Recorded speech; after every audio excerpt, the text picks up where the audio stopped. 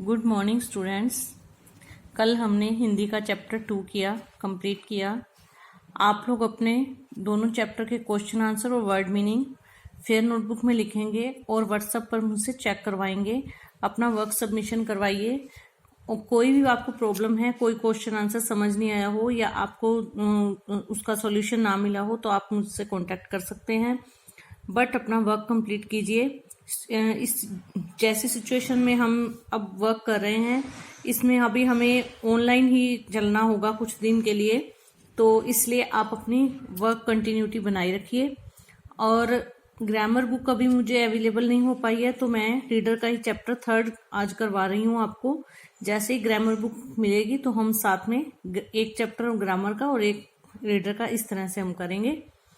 तो मे भी इस चैप्टर को करने तक बुक मिल जाएगी तो हम नेक्स्ट ग्रामर चैप्टर करेंगे। आज हम करेंगे पार्ट 3 बस की यात्रा। बस की यात्रा चैप्टर में एक बस की यात्रा का लेखक ने वर्णन किया है। लेखक अपने घर से बाहर कहीं गया है और उसने वापसी घर आना है और सुबह अपनी नौकरी पर भी जाना है। वो 5 मित्र हैं और उनको एक लास्ट ऑप्शन जो बस का बचता है, वो बस जो है वो बहुत पुरानी है और उसकी हालत बहुत खस्ता है।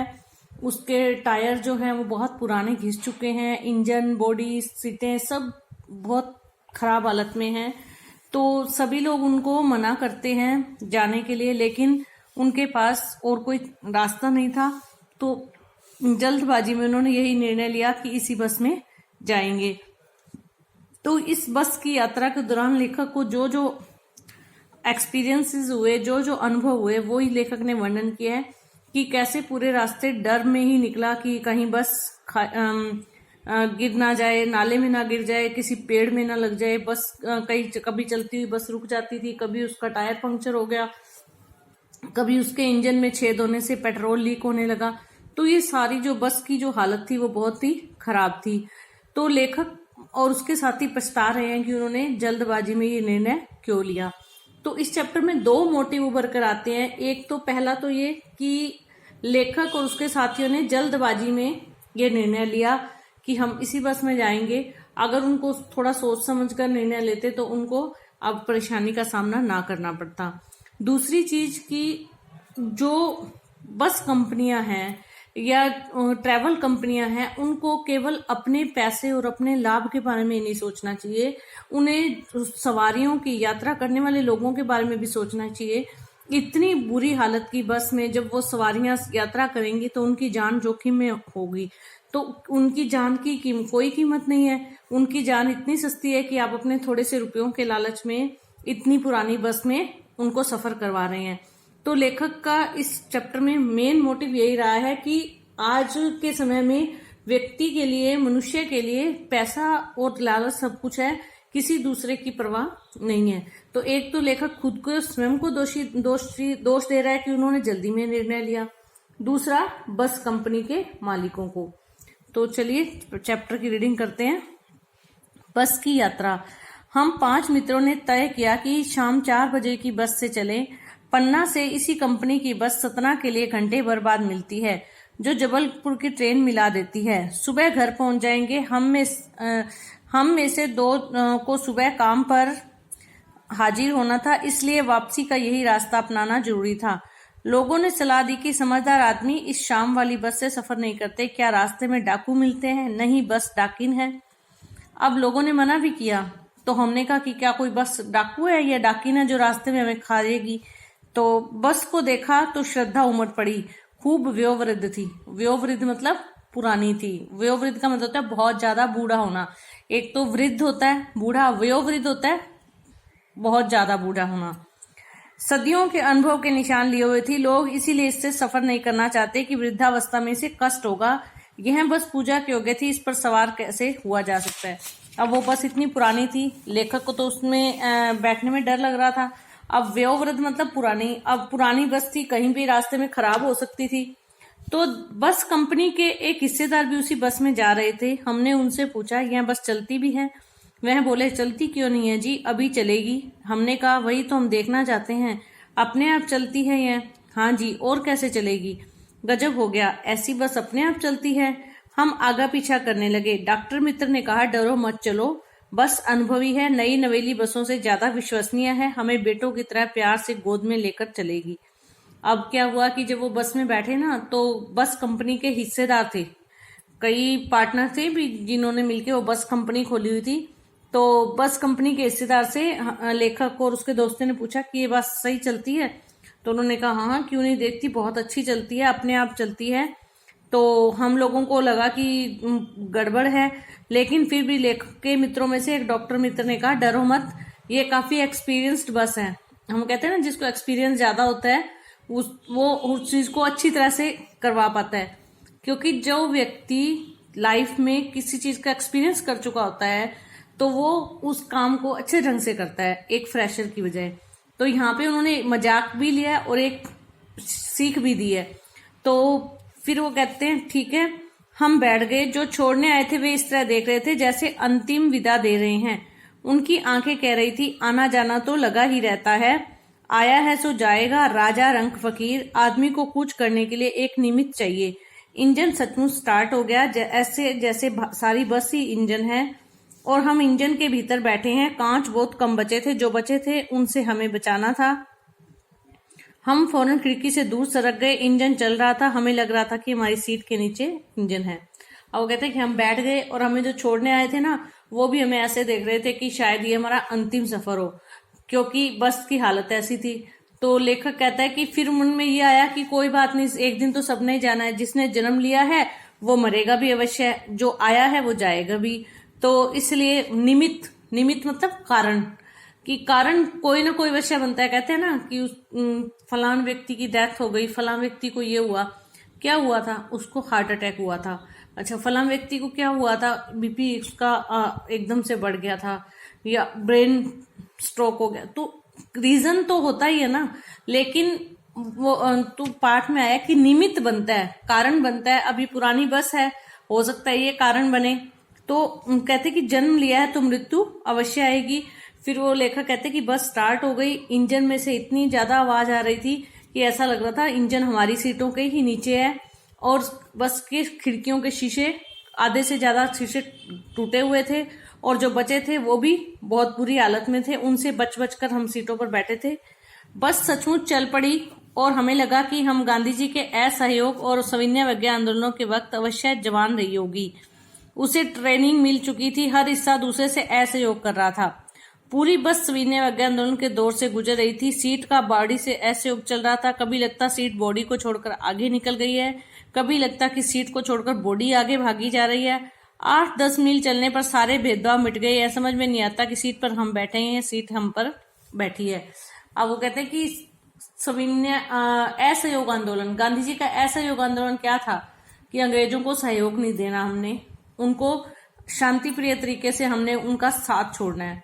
तो अब यहाँ पे ये बस के जो पार्ट्स थे ना, वो भी एक दूसरे से असहयोग कर रहे थे। तो वो कह रहे हैं कि सीट और बॉडी एक दूसरे का असहयोग कर रही थी। बॉडी सीट से अलग, सीट बॉडी से अलग, और थोड़ी दूर जाने पर तो ऐसा लग रहा था कि सीट है ही नहीं। एकाएक बस रुक गई। मालूम हुआ कि पेट्रोल की टंकी में छेद हो गया है।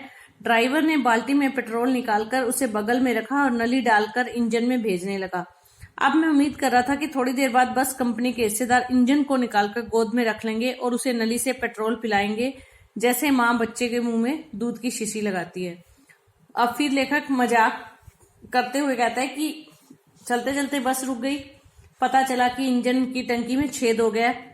तो पेट्रोल को बाल्टी में डाला गया और इंजन के पास रख दिया और उसमें एक पाइप डाल दी, जिससे इंजन को पेट्रोल मिलने लगा। बस चल पड़ी।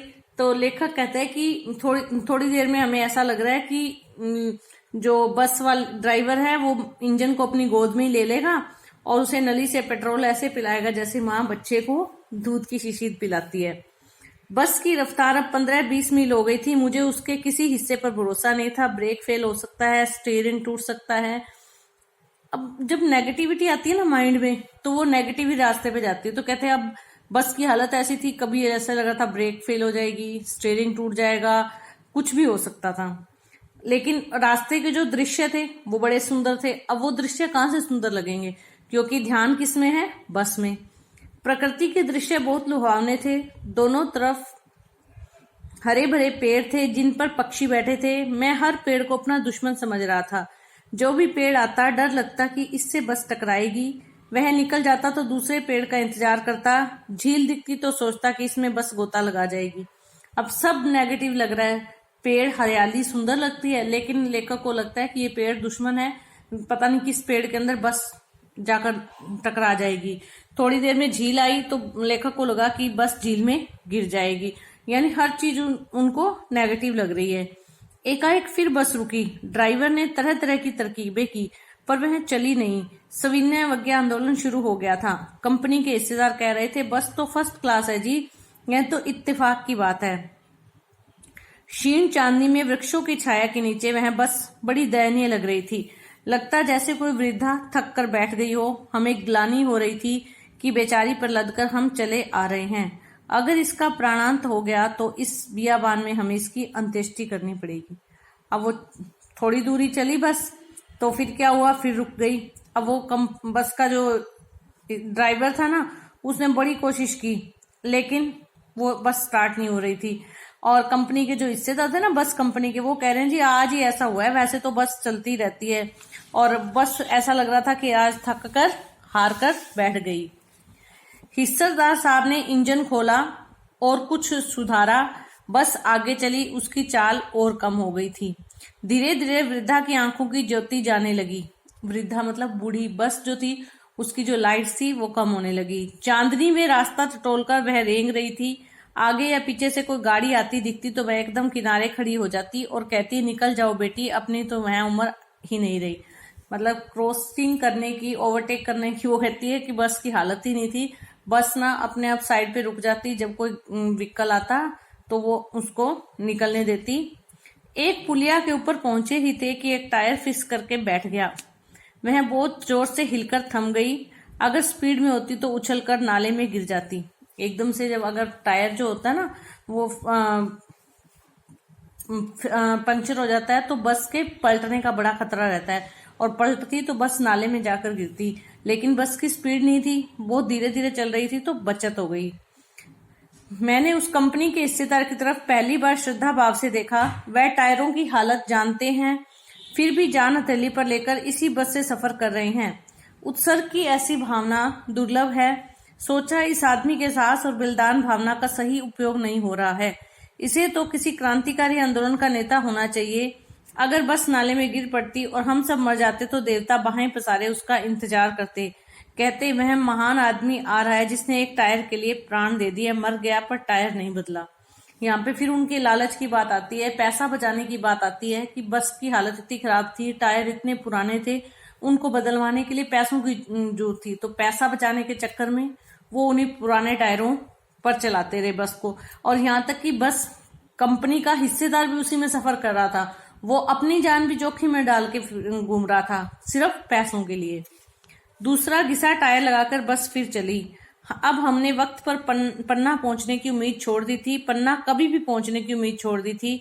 पन्ना क्या, कहीं भी कभी भी पहुंचने की उम्मीद छोड़ दी थी। लगता था जिंदगी इसी बस में गुजारनी है और इससे सीधे हम उस लोक को प्रयाण कर जाना है। इस पृथ्वी पर उसकी कोई मंजिल नहीं है।